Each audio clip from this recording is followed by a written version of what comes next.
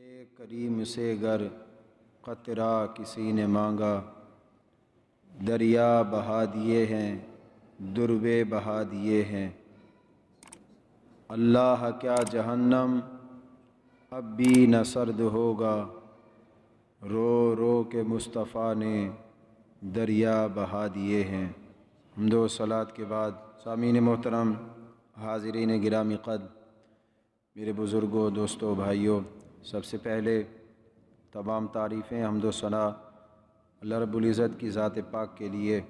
اس کے بعد کروڑہ درود السلام تمام انبیاء کرام علیہم السلام کی ذات اقدس پر، اور خصوصاً بالخصوص کروڑہ درود السلام کروڑہ درود السلام کروڑہ درود السلام امام الانبیاء سید الانبیاء خاتم النبیین حضور سرور کائنات جان کائنات آمنہ کے لال سرکار دو عالم جناب محمد الرسول اللہ صلی اللہ تعالی علیہ وسلم کی ذات اقدس پر۔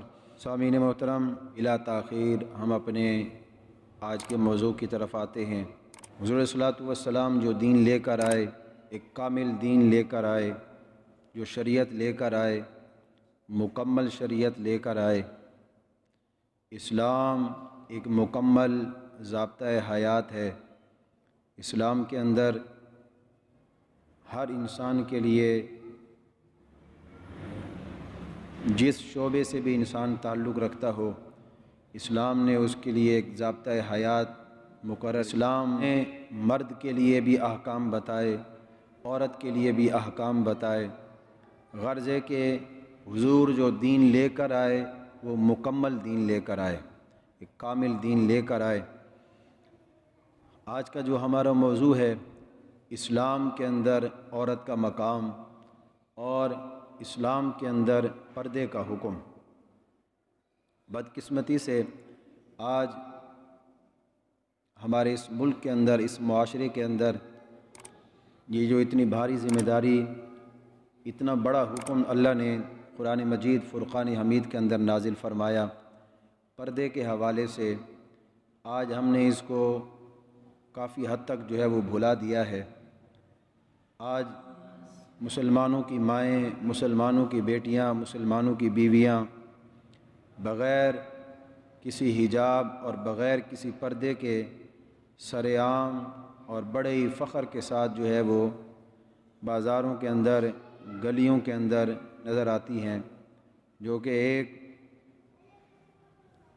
انسان کے لیے لمحہ فکریہ ہے، اور خصوصی طور پر مسلمان کے لیے ایک بہت بڑا جو ہے وہ لمحہ فکریہ ہے۔ اور اب تو یہ حال ہے کہ ہمارے اس معاشرے کے اندر یہ کلچر بالکل عام ہو چکا ہے۔ اللہ کی عبادت بھی کرنی ہے، اگر حضور علیہ الصلوۃ والسلام کی حمد و ثنا بھی کرنی ہے تو اس کے اندر بھی بہت ساری غیر شرعی اور غیر رسمی باتیں جو ہے وہ اس کے اندر ڈال دی گئی ہیں، انوالو کر دی گئی ہیں، جس سے عبادت کا حسن تو حسن رہا، عبادت ہی عبادت نہیں رہتی۔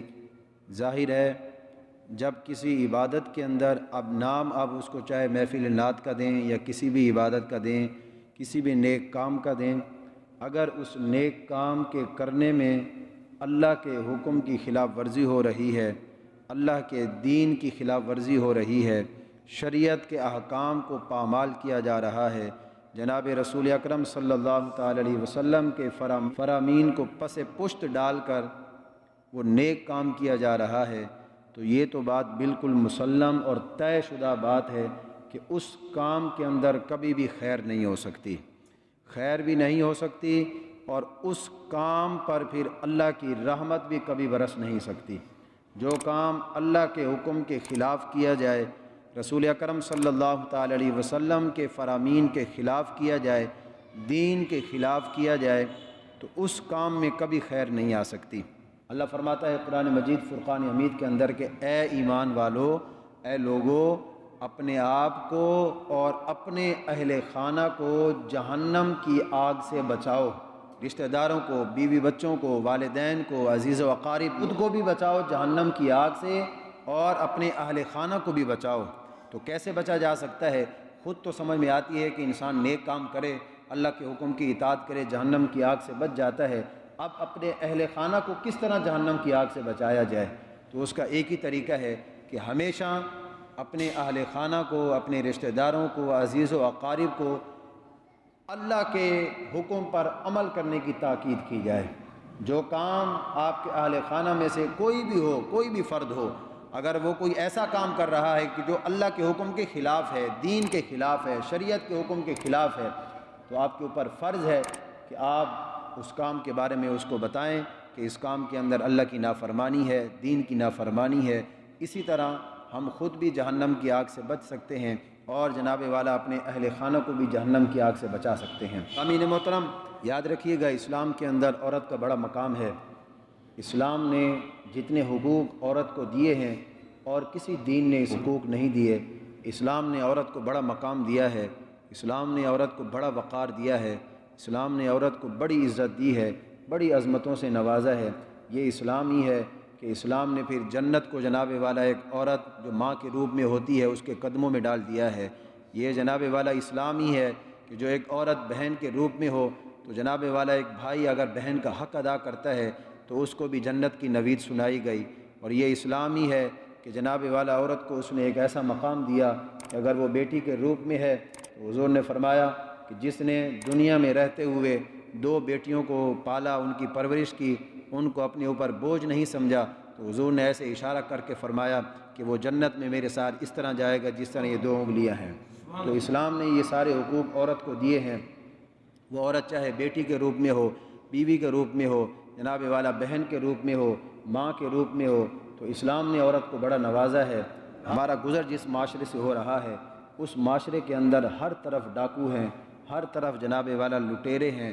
کوئی ڈاکو ایسے ہیں کہ جو عقیدے پر ڈاکہ ڈالتے ہیں۔ ایسے میں ہمیں پھر کیا کرنا چاہیے؟ ہمیں ان لٹیروں سے، ان ڈاکوؤں سے کس طرح بچنا ہے؟ ہمارے پاس ڈھال کیا ہے؟ ہمارے پاس ڈھال جو ہے وہ اللہ کا کلام قرآن مجید فرقان حمید ہے اور حضور صلی اللہ علیہ وسلم کی سنت مطہرہ۔ یہ سب سے بڑی ہمارے پاس ایک ڈھال ہے جس کے ذریعے ہم ان لٹیروں سے، ان ڈاکوؤں سے اپنے آپ کو بچا سکتے ہیں، اپنے اہل خانہ کو بچا سکتے ہیں۔ تو ہمیں چاہیے ہم قرآن کو پڑھیں، قرآن کی تعلیمات کو سمجھیں، قرآن کو اپنے لیے ڈھال بنائیں، حضور کی سنت مطہرہ کو اپنے لیے ڈھال بنائیں، خود بھی دنیا میں کامیابی حاصل کریں، آخرت بھی ہمیں جو ہے وہ اپنی اچھی بنانے کی کوشش ضرور کرنی چاہیے۔ سامعین محترم، حسن اور قبیح شرع کے نزدیک کیا ہے؟ یاد رکھیے گا قرآن مجید فرقان حمید کے اندر اللہ رب العزت نے مرد اور عورت کے لیے علیحدہ علیحدہ احکام بیان فرمائے۔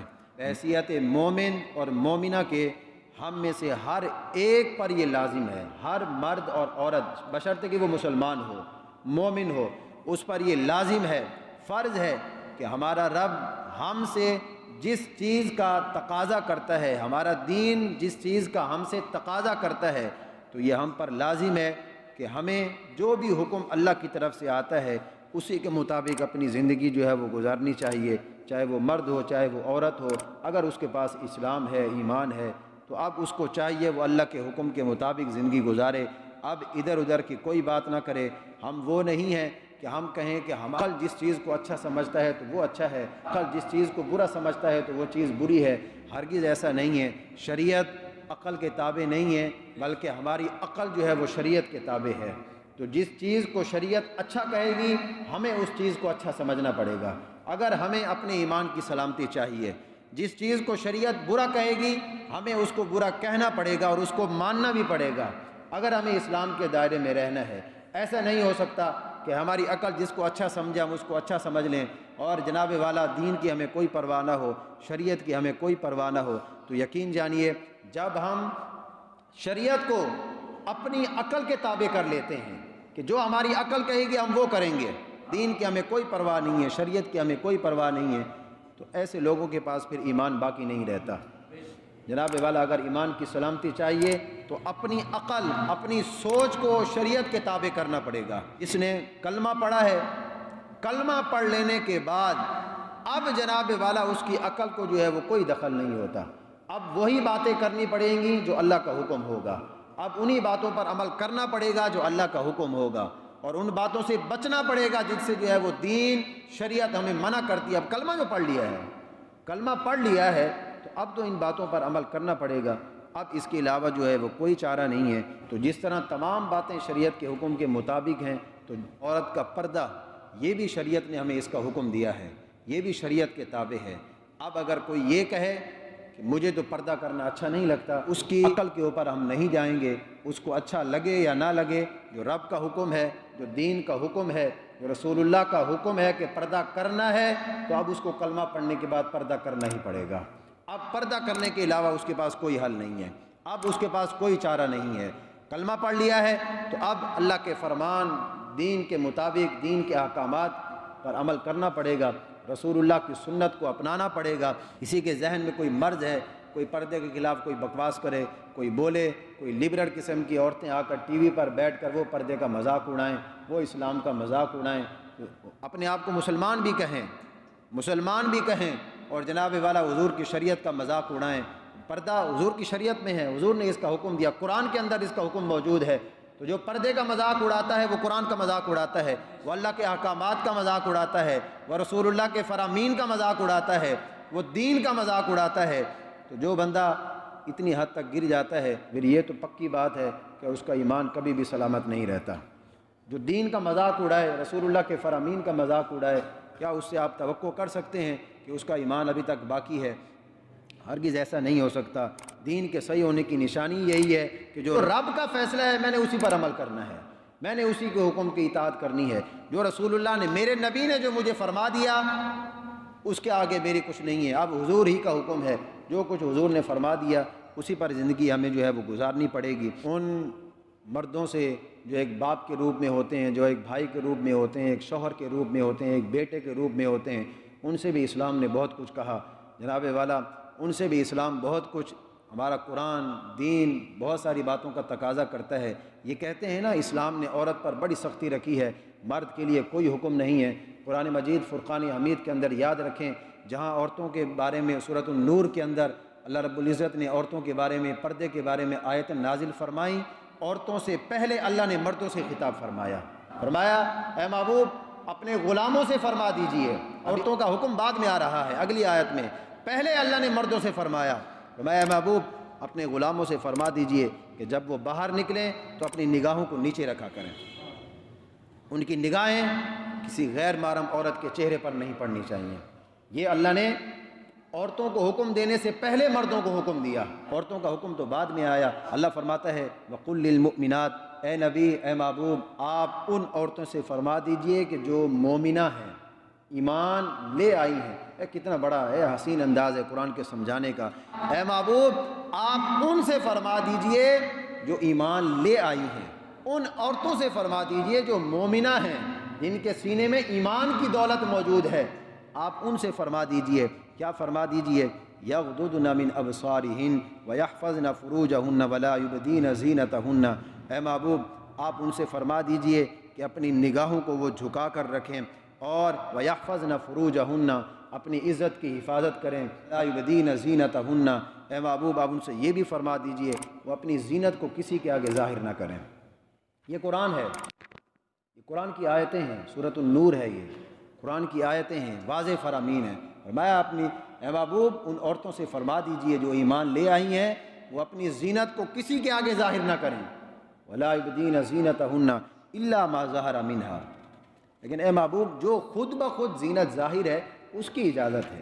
زینت کی دو قسمیں ہوتی ہیں، لباس کے اندر بھی زینت ہوتی ہے، انسان کی باطنی زینت بھی ہوتی ہے۔ تو یہاں اسلام نے جو ہمیں حکم دیا کہ جو خود بخود زینت ظاہر ہے، عورت جو لباس پہنتی ہے ظاہر ہے اس کے اندر بھی زینت ہے، لیکن اسلام نے یہ نہیں کہا کہ اس لباس کے اوپر ایک اور لباس پہنا جائے، اس لباس کے اوپر ایک اور لباس پہنا جائے۔ فرمایا نہیں، عورت نے اپنے مقدس جسم کو اب کسی لباس سے ڈھانپ لیا ہے تو اس لباس کے اوپر پھر دوسرا لباس پہننے کی ضرورت نہیں ہے۔ تو یہ خود بخود جو ہے وہ ظاہر ہونے والی زینت ہے۔ عورت کا وقار اس کے اندر ہے کہ وہ اپنے آپ کو چھپا کے رکھے، اپنی زینت کو ظاہر نہ ہونے دے۔ جناب والا زیور بھی اس کی زینت ہے۔ زیور، اسلام نے عورت کو کیا دیا ہے؟ فرمایا عورت، اس کا چہرہ تو چہرہ، اسلام عورت کو اتنا اوپر لے کر گیا، فرمایا اس کا زیور، عورت کا زیور بھی غیر محرم نہ دیکھے۔ عورت کو اسلام نے کتنا بڑا مقام دیا، کتنا بڑا وقار دیا، کتنی بڑی عزت دی۔ میرے رب نے فرمایا اے محبوب آپ ان کو سمجھائیے کہ ایسا کرنا تم پر حرام ہے، نہ تم ایسا پہن سکتی ہو، نہ جناب والا ایسے انداز کے اندر سوسائٹی میں گھوم سکتی ہو، گھوم پھر سکتی ہو، تمہارے لیے یہ فرض قرار دے دیا گیا کہ تم اپنی زینت کو چھپا کے رکھو اپنی۔ اب بتائیے وہ اسلام کی مقدس ہستیاں جناب والا، وہ اللہ کی نیک بندیاں، وہ کتنی بڑی مجاہد ہیں کہ جو اللہ کے حکم کی اطاعت کرتی ہیں جناب والا۔ ایک طرف معاشرہ ہے، ایک طرف لوگوں کی باتیں ہیں، ایک طرف فیشن ہے، ایک طرف معاشرہ ہے، ایک طرف کلچر ہے کہ جناب والا اس کے اندر گند ہی گند ہے، اس کے اندر برائی ہی برائی ہے، لیکن وہ عورت کتنی بڑی مجاہد ہے، کتنا بڑا وہ نیک کام کر رہی ہے کہ جو عورت فیشن کو نہیں دیکھتی، معاشرے کو نہیں دیکھتی، کلچر کو نہیں دیکھتی، رسم و رواج کو نہیں دیکھتی، بلکہ سب کو چھوڑ کر وہ اپنے رب کے حکم کو دیکھتی ہے کہ میرا رب مجھ سے کیا فرما رہا ہے۔ میرے رب نے فرمایا ہے کہ میں نے پردہ کرنا ہے، اب کلچر کہاں، فیشن کہاں، معاشرے کی جناب والا باتیں کہاں، لوگوں کی باتیں کہاں۔ عورتیں باتیں کریں گی تو بڑی دیندار ہے، تو پردہ کرتی ہے، تو یہ ہے، تو فلاں ہے۔ فرمایا نہیں، لوگ جو کہتے ہیں کہتے رہیں، لوگوں کی کہنے کی کوئی پرواہ نہیں ہے، معاشرے کی کوئی پرواہ نہیں ہے، فیشن کی کوئی پرواہ نہیں ہے، نئے دور کی کوئی پرواہ نہیں ہے، مجھے صرف اور صرف میرے رب کا حکم بڑا عزیز ہے۔ وہ عورت کتنی بڑی مجاہد ہے کہ جو جناب والا اس معاشرے کے اندر بھی اللہ کے حکم کی اطاعت کرتی ہے، اللہ کے حکم کے آگے جو ہے وہ سر تسلیم خم کرتی ہے، جناب والا اپنے آپ کو چھپا کے رکھتی ہے۔ عورت کا مطلب ہی چھپانا ہے، عورت کا مطلب ہی چھپانا ہے۔ جتنا عورت اپنے آپ کو چھپائے گی، جتنا عورت اپنے آپ کو چھپا کے رکھے گی، اس کا مقام اتنا ہی بڑھتا چلا جائے گا۔ اور جناب والا جتنا عورت اپنے آپ کو ظاہر کرے گی، عورت جتنا اپنے آپ کو ظاہر کرے گی، تو یاد رکھیں جو عورت اپنے آپ کو چھپائے گی وہ محفوظ ہوتی جائے گی، اس کا مقام بڑھتا چلا جائے گا۔ اور جو عورت اپنی زینت کو ظاہر کرے گی، اپنی زینت کو دکھائے گی، لوگوں کے اندر فتنہ و فساد پیدا کرے گی، تو حدیث کے اندر پھر سنیں اس کے بارے میں کیا آتا ہے۔ جیسے جیسے عورت اپنے آپ کو ظاہر کرتی جائے گی، اس کے نام پھر بدلتے جائیں گے۔ کہیں حدیث کے اندر اس کو شیطانی تیر کہا جائے گا، کہیں جناب والا حدیث کے اندر اس کو شیطانی جال کہا جائے گا۔ ایک عورت شریعت کی حدود سے باہر نکلتی ہے تو حدیث کے پھر الفاظ یہ ہیں کہ حدیث نے کہیں اس کو شیطانی تیر کہا۔ ہمارا یہ تو شیطانی تیر ہے کہ جو مسلمانوں کے دلوں میں جا کے لگتا ہے اور ان کو دین سے بھٹکا دیتا ہے۔ یہ تو شیطانی جال ہے کہ جو جناب والا سادہ لو مسلمانوں کا جو ہے وہ شکار کرتا ہے۔ جاہلیت کی بے پردگی کے بارے میں بھی اللہ کیا فرماتا ہے؟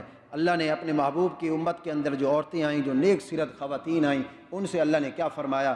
وَلْيَضْرِبْنَ بِخُمُرِهِنَّ عَلَى جُيُوبِهِنَّ۔ اللہ فرماتا ہے عورتوں کو چاہیے کہ وہ اپنی چادریں اپنے گریبانوں پر، اپنے چہروں پر ڈال کے رکھیں۔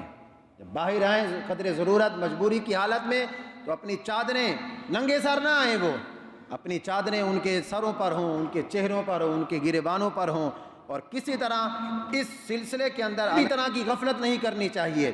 اور فرمایا وَقَرْنَ فِي بُيُوتِكُنَّ، پہلا ان کے لیے حکم یہ ہے کہ وہ اپنے گھر کے اندر رہیں۔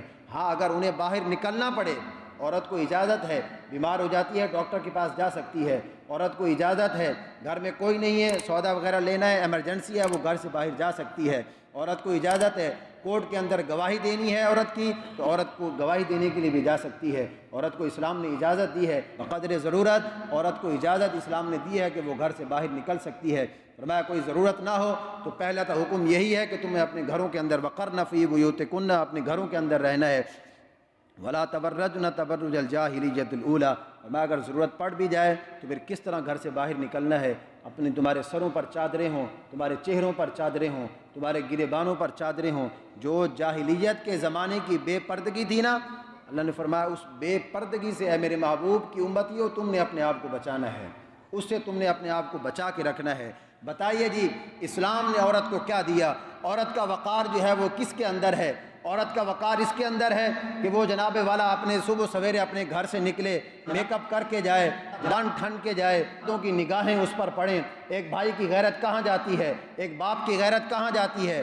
شوہر کی غیرت کہاں جاتی ہے؟ ایک بیٹے کی غیرت کہاں جاتی ہے کہ جناب والا کتنی لوگوں کی نگاہیں میری ماں، میری بہن، میری بیوی، میری بیٹی کی جو ہے وہ چہرے پر پڑتی ہوں گی۔ جناب والا سارا دن وہ لوگوں کی باتیں بھی سنے، جاب کرنے کے لیے جا رہی ہے۔ ماڈرن دور کے اندر بڑا فخر ہوتا ہے عورت کو، بے پردگی کی حالت میں کوئی مجبوری نہیں ہوتی ہے، گھر کے اندر بھائی بھی کمانے والے ہیں، باپ بھی کمانے والا ہے، بیٹا بھی کمانے والا ہے، شوہر بھی کمانے والا ہے، پھر بھی عورت جناب والا ایک اپنے آپ کو ماڈرن دور کے اندر جو ہے وہ سمجھتی ہے، ماڈرن سمجھتے ہوئے جاب کرنے کے لیے نکلتی ہے بے پردگی کی حالت میں۔ تو بتائیے اسلام عورت کی عزت، عورت کا وقار اس کے اندر ہے یا جناب والا اسلام نے جو عورت کو وقار دیا ہے؟ اور اسلام نے عورت کو کیا وقار دیا ہے؟ اسلام تو یہ کہتا ہے کہ تم اپنے گھروں کے اندر بیٹھو، اپنی اولاد کی تربیت کرو، جناب والا اپنی اولاد کو دین سکھاؤ، اور جناب والا اپنے گھر کے اندر بیٹھ کر حکمرانی کرو، اور جب تمہارا شوہر سارا دن کام کاج کرنے کے بعد، محنت مشقت اٹھانے کے بعد جب وہ شام کو واپس گھر آئے تو اس کی خدمت کرو، اور اپنے گھر کے اندر جو ہے وہ بادشاہوں کی طرح رہو۔ اس کے اندر عورت کی عزت ہے، یا سارا دن جو عورت ذلت کی زندگی گزارتی ہے اس کے اندر عورت کی عزت ہے؟ اسلام نے عورت کو کتنا بڑا وقار دیا ہے، اسلام نے عورت کو کتنی بڑی عزت دی ہے، اسلام نے عورت کو کتنی بڑی عظمت دی ہے۔ عورت کی عزت اس کے اندر نہیں ہے، وہ سارا دن ذلت کی زندگی گزارے۔ عورت کی عزت تو اس کے اندر ہے، وہ چار دیواری کے اندر جناب والا رہے، بادشاہوں کی طرح زندگی گزارے، ہر ایک پر